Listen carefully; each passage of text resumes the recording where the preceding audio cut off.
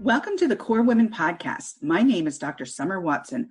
I'm a doctor of psychology, podcaster, published author, coach, producer of documentary empowerment films, and empowerment seminars. This podcast is a special place for the hearts and souls of women. It is a place where women share their journeys, strength, resiliency, strategy, and passions. Today on the show, I would like to welcome Casey Hasten, who is the Director of Recruiting and Coaching with VIP, podcast host of the We Are VIP podcast, and a networking ninja. Her mission is to help raise the consciousness of the world by helping those she touches learn to be at choice. Yes, I said, quote, at choice. And you want to hear all about this. We will also talk about her new journal coming out soon. We have so much to talk about. So let's dive right into this, Casey, and welcome. Thank you. Thank you so much for having me on the show. I'm excited to share all those things with you today. And I'm excited to hear about them. So, Casey, I know you have listened to the Core Women podcast. So you know that it's always important for me to ask my guests about their personal backgrounds before we jump right into their professional aspects of their journey. Can you share with the listeners a little bit about where you grew up, your personal interests, and how some of these interests may have contributed to your professional journey? Absolutely. So, believe it or not, I grew up in Louisiana and then was transplanted to Texas at the ripe age of 13, which parents, please don't move your kids at that age. That's really hard, you know? Yeah. So I finished growing up in Texas. I've been here ever since and pretty well rooted in the area. It's funny that you asked me like my experiences and how it leads to what I'm doing now. So I'm just very quickly tell you, I say recently, over the last 10 years, my profession has completely changed. And one of the questions that someone asked me that was trying to help me find my passion, and actually I'd already found it, and that's another thing that I love to do is help people find their passion. But they said, what did you like to do when you were like 3 years old? And I'm like, oh, that's easy. I was always putting boxes together and building stages so I could entertain the entire neighborhood, And he's like, yeah, I can see that. You're exactly where you're supposed to be now. But I wasn't, because before I was in accounting. Oh, right. Oh my. Yes. What moved you into that arena? Into accounting? Well, so I'm what I call a non-traditional career person because I did everything backwards. Okay. So I actually started a business when I was young. And when you're first starting a business, you're not making much money. And so I couldn't afford anybody to do the books for me. So I had to learn how to do it. And when I sold the business, I was like, okay, now what am I going to do? Well, I guess I've been doing this accounting thing, so I'll go back to school for that. And then ended up being in accounting for a total of about 20 years. Okay. Well, 20 years, and then you made the shift to do something else. What was that something else, and how did you transition? It's so important that, and this person didn't even know that they were doing it. So I was going to a recruiter to try to find an accounting job, right? So this is an accounting and finance recruiter. I'd seen a lot of them, didn't like any of them, right? But this one was different. And in a way, what made her so different, and she didn't even know she was doing it, she was coaching her candidates. And as I was talking to her and she would present opportunities to me, I'd be like, no, I don't want to do that because of this. I don't want to do that because of this. And really, I was just sick of being an accountant, Right. And she's the one that she goes, Casey, I'm listening to you. And do you realize you don't even like accounting? And I went, what am I going to do? And it just so happened she'd been in accounting before she switched to recruiting too. And she was like, why don't you come recruit with me? She goes, I think you'd be good at it. And I was like, okay, and she was so right. I found my passion. I get to help people every single day. And I just absolutely love what I do. Oh, wow. Oh my goodness. That is so great that it was that one person that just kind of asked you a really relevant, pertinent question because of what they observed and what they heard. Yes. And many times when we key into that without having those walls go up, it's so important to go, oh, you know what? Maybe she's right. Yeah. And what am I going to do about this? So, our superpower, choice, we have a choice, right? Mm-hmm. So what did you choose after knowing that you didn't want to do accounting, but you liked recruiting. So you chose to do the recruiting. Where did that lead? How did that develop for you? Very well. I ended up being, so I was with a previous recruiting agency, big one. We're not going to say their name, but it was a big one. And it was really good for me, especially since it was my second career, and I Right. went from being a CFO to a recruiter. You can imagine what that looked like salary wise. And Yes. so the place that I started at was really good because it was so big. It had all that training in place and had all the tools to give me to be successful. And I was like, I was in very high up on the chain and was doing very well. The thing about it is, believe it or not, I'm an entrepreneur at heart, although I'm not a good boss. So I'm not going to start another company. But I really needed a company that was very fluid, that was nimble, that would allow me to be me. Right. Right. And at the bigger company, there was so much red tape and it was so much, you fit in this box. You're a recruiter, you're good at it. That's all you're going to do. And I just can't do that. I'm so much more than that. Right. I love that. Yes. I love that you point that out and that you're saying that. Yes. Yes. Yes. And so I was lured away. I really hadn't planned on leaving because I didn't really realize what was missing at the time. Yeah. But I was lured away by a smaller boutique firm. And that's when it started getting good. I mean, that's when, so this company, the first question they asked, and it's such a great question. It was not, here's what we want you to do for us. They said, what do you want to do? I went, this is my home. Whoa, that is such a great question Yeah, because that's really more, not just alluring, but it really feels like you care about the person. absolutely. And that makes a difference because I've gone to recruiters and it's like they're trying to fit a square into a square or even a circle into a square. And Hmm. it's like, ooh, that is not working. You are Right. not listening. You are not really taking in the information that I'm offering you. And so in some cases, those recruiting jobs were really great because they led to, something bigger and at least those being able to hone those super skills, right? Hmm. Which gets me to my next question for you. So you like the recruiting business. How has this helped you develop those super skills? So I think one of the super skills for sure, like you've already mentioned, is we have to listen.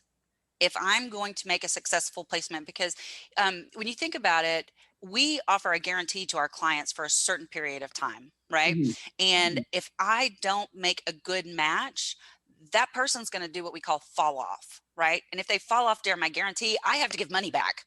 I don't like to Yes. give money back. So so I think that good recruiters, just like the one that found me and got me into recruiting, listen, they actively listen, right?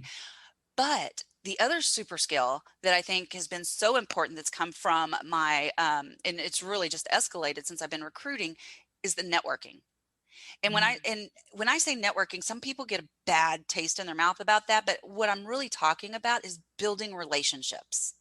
Yes. Yes. That is a super skill. Oh, it is. It is. And I absolutely appreciate you saying that because, yes, we use that word networking quite a bit. And to me, that's about the numbers, right? But when I hear building relationships, that means so much more to me because it is not about those high numbers. It's about those really great connections that you make and Mhm. grow because then you're building a community. Absolutely. Mm. Absolutely. And it's so So, important because also my candidates, and I don't work with a ton of candidates at a time because I do want to be able to give them the attention that they deserve because, making a career move can be very stressful and it just can wear your soul down sometimes, right? And so I'm not yeah. only there to help them find the right job, I'm there to help them get through the process of finding the job. Oh, and I love that you say that because a new job, finding a new job, transitioning to a new job is very high on the stress checklist. Hmm. So when you're looking at that, you're working with somebody who is already maybe at a higher level of angst because they need to make money, they want to transition, they want to find their passion. There's so much involved in that. And to be able to actively listen, as you said, which is a key super skill, Hmm. and that is reflecting back as to what they say, you're hearing and digesting what they really want. You're able to give them something that's fuller, that has more substance, so to speak, and really aligns. Here's a big one that I always talk about: values, Oh, their values. yes, absolutely. And, that's one thing that I hold dear to my heart are my core values. Every Yes. quarter I rewrite them, make sure that I'm still in alignment with them, as well as my internal rules. What do my internal rules, are they reflecting my core values, and are my decisions reflecting those two things? Oh, so important. And to be able to walk in alignment with those values every day is critical in Mhm. your personal life and your professional life. So, as we move on, I'd like you, and as I mentioned in the intro, I mentioned at choice, to Mhm. be at choice. Can you explain that? I can. And this is something that, I call it an awakening once you Mhm. realize that you're a choice, right? Right. And it's all based on how you perceive the world. We all perceive the world differently, right? But we get to Right. choose how we see the world, and that is based on our energy levels. And when I say energy levels, it's, we're all made up of energy. It's proven that you can measure the energy coming off of our body, right? Yes. In Yes. your heart generates a larger field of energy than any other part of your body, believe it or not. Mm. But there's different levels of energies, and there's a great book out there that I read. It's called Power versus Force, and it's Mhm. based on 20 years of research done by Dr. David Hawkins, I believe, and it's Oh, all about the energy. Right.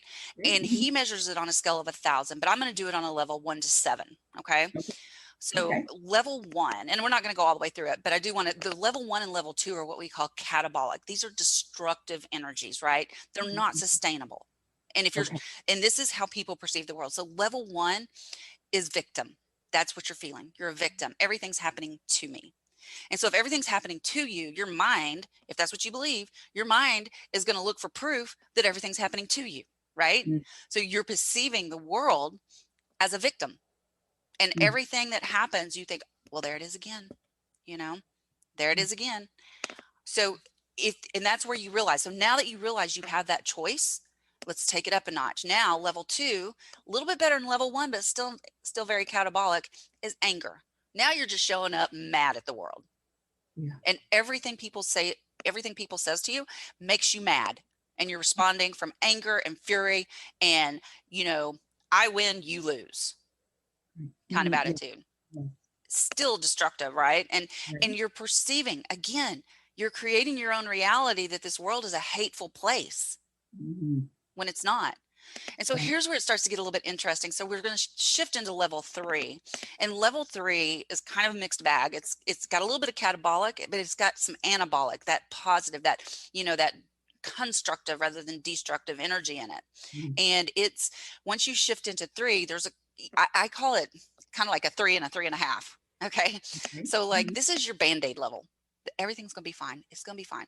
But if you're like, everything's going to be fine, that's where I call like a level three. You're still a little bit more catabolic, but you're trying to put the silver lining on it. Right. But Right. if you're like, everything's going to be fine, you're more anabolic at that point. This is the 3 plus. Is it 3 plus? Three plus. As you Okay. start moving up the scale, which is where we want to go, like Mhm. level four is service. You're more concerned about everyone around you.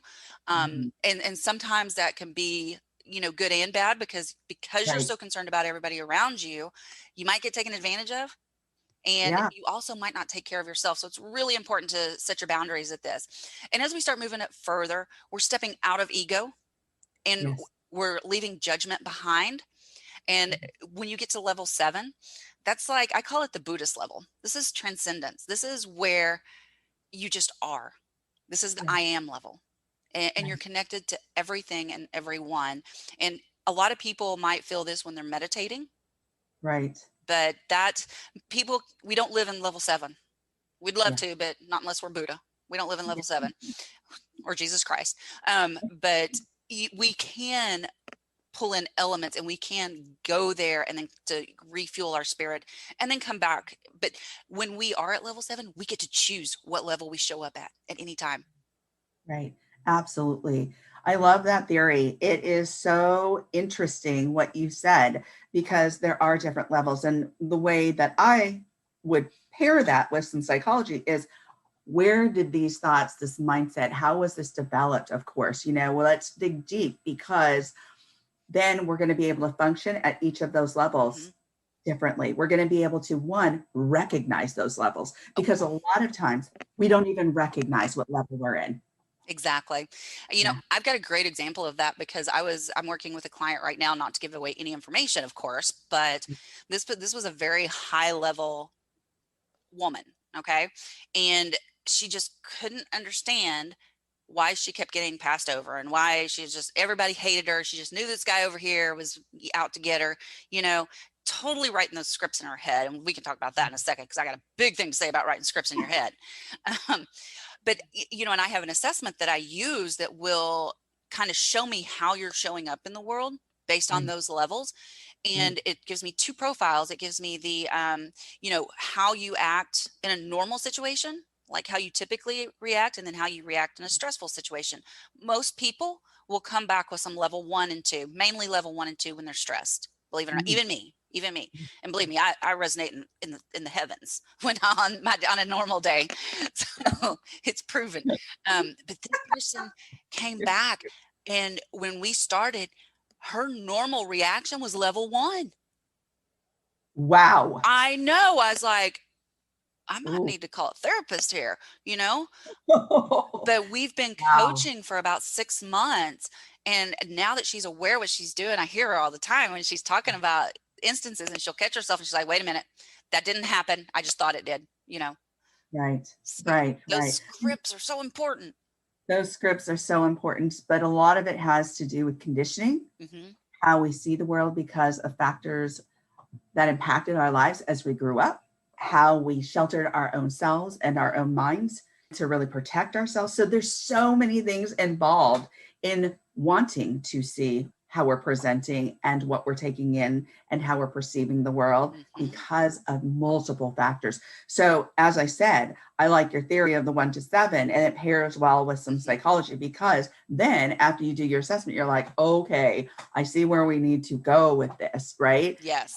And with this woman, she is just a high level functioner, but she at the same time is not functioning on a high level emotionally. Yes. You know, Internally. internally, right? Exactly. And why is that? And yet assessment tools help us determine how we can better help those that are seeking our help. So love it. Okay, so tell us a little bit about your podcast. Oh my gosh, this is such a passion project. And again, it goes back to, I work for VIP, but they kind of let me do my own thing. I'm kind of building a brand within a brand here, and they're totally fine with it. And I love that. But I had approached them because I was like, I'm going to start a podcast, because I meet so many cool people like you, and, all the time building those relationships. I said, and I know I'm a reflection of you. So I just want to let you know, if you don't want me to do it, we probably need to have a different conversation, because I'm going to. But they were like, no, no, no, no, that's a great idea. We want to support you in that. In fact, we'll pay for it. I went, okay. And so that's how We Are VIP was launched. And it's really a podcast devoted to helping job seekers find that next great job. We give resume writing tips. We do all kinds of things. I'll give you a little sneak peek. I've got a real interesting podcast coming up in about 3 months. It's going to be totally off the subject of job seeking, because I have 3 VIP questions that I ask. And the second question is, what is one thing you do every morning to set your day up for success? Mm. And probably 70% of the time, I get meditation. Mm.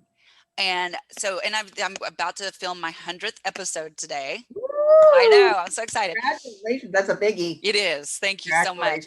But I got to thinking, so, and we bring on experts to help companies build better cultures and stuff like that too. But I was like, we've been telling these people that meditation is something you need to do every morning, or not need to do, that you could do to make your day better, and to Right. get that clarity and that space that you need to be successful.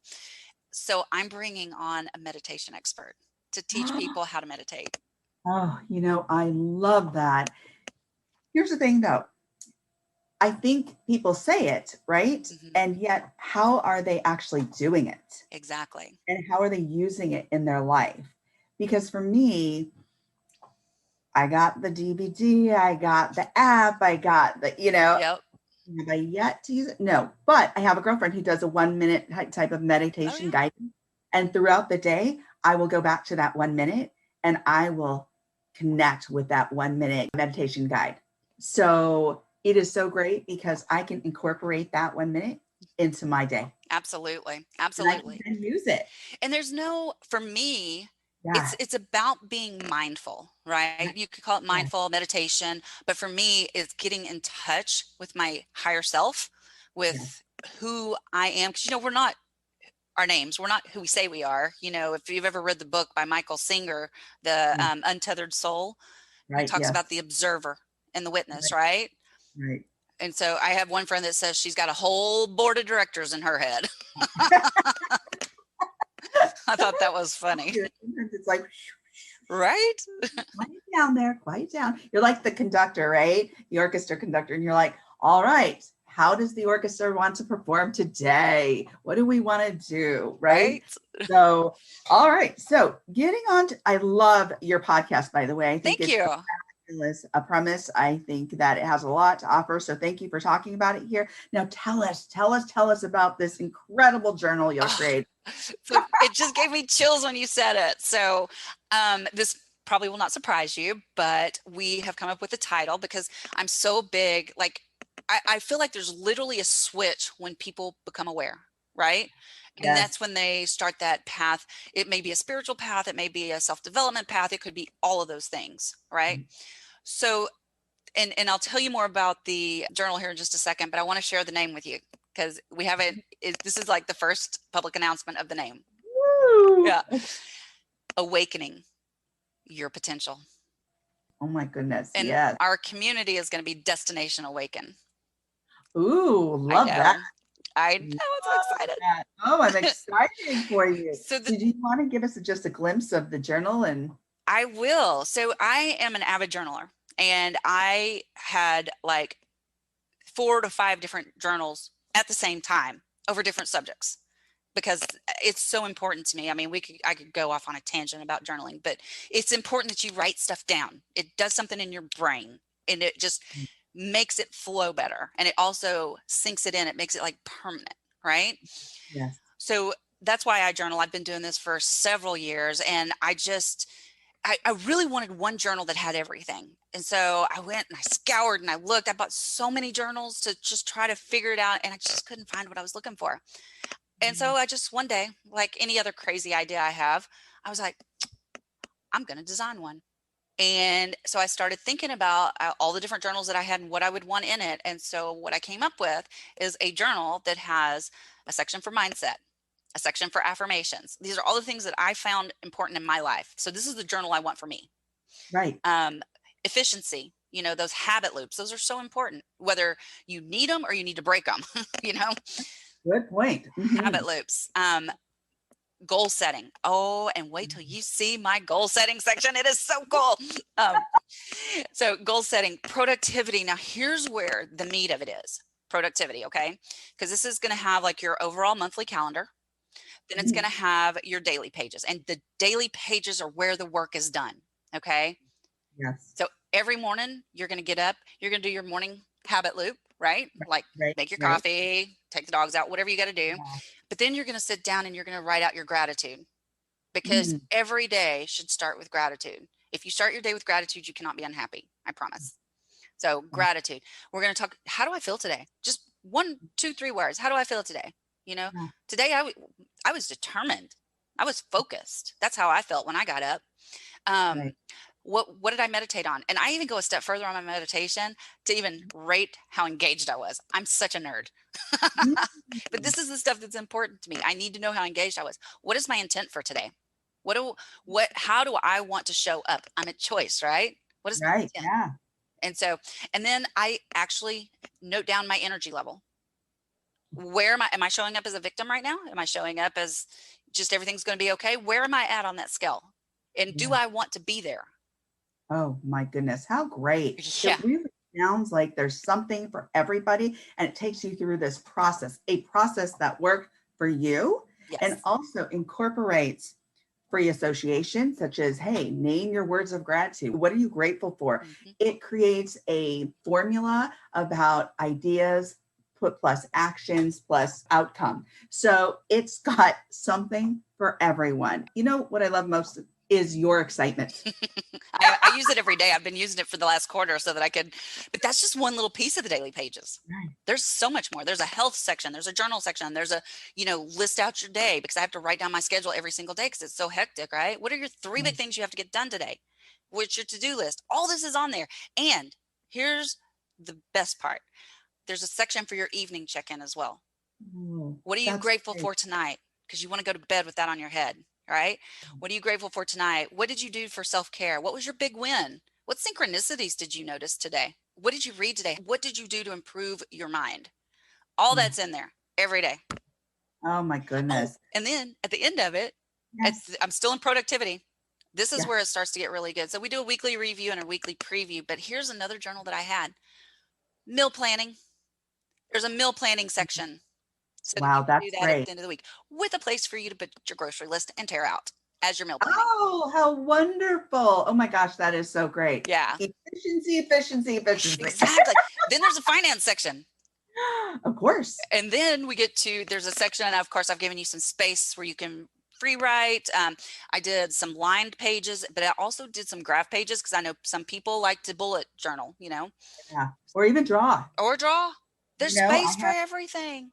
Yeah, I have a friend who is an artist, and she came out with a journal, but she loves to draw.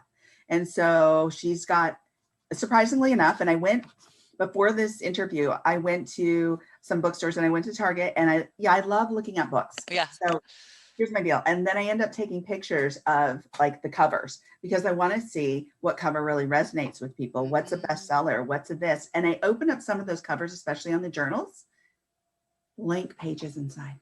Just completely blank. It's just a cover.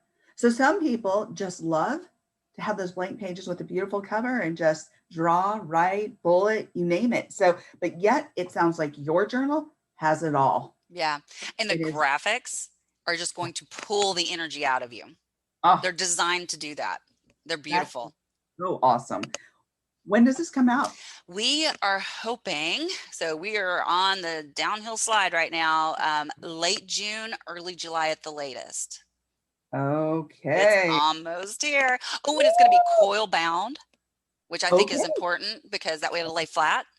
Yes, true that. True. So you're not like trying to squish down the pages. Right, or right in the crack. Exactly. Exactly. So, oh my gosh, so thoughtful. You thought this out so well. And it just sounds like it's got something for everybody. It's got a process. It really pulls out your energy. It really just asks a lot of important questions, and it allows you to check back in after a day, which I think we forget about in journaling. We'll do it once and then we'll put it away, and then, maybe come back the next day or come back the next week or whatnot. And yet this asks you kind of check in with yourself. Yeah. So, oh my gosh. Okay. We have talked and touched on so much. I'm getting to my last question. And as we come to the close of the interview, that is, if you were to leave the listeners with some words of wisdom, what would they be? I would say find your passion as quickly as you can, because once you find your passion, you'll never work a day in your life. Oh my gosh. Great words of wisdom. Thank you so much, Casey, for joining me on the Core Women podcast today. Thank you for having me. This has been a blast. Oh, awesome. Thank you. If you would like to connect with Casey Hasten, you can find her on LinkedIn and Instagram, and you can also reach her at caseyhasten.com. If you need a strategic empowerment coach, contact me. If you want to tell your story of empowerment or how you have reconstructed your life to drive change, send me a video or an email of your story, providing permission to use it on my social media platforms. If you want to be featured on my podcast, reach out to me at info@corewomen.com. I want to hear from you and to get to know you. You are now part of the Core Women home. Let's get to know each other. Let's learn from one another. Please follow Core Women on Facebook, Instagram, and Twitter. Please let your women friends know about this podcast.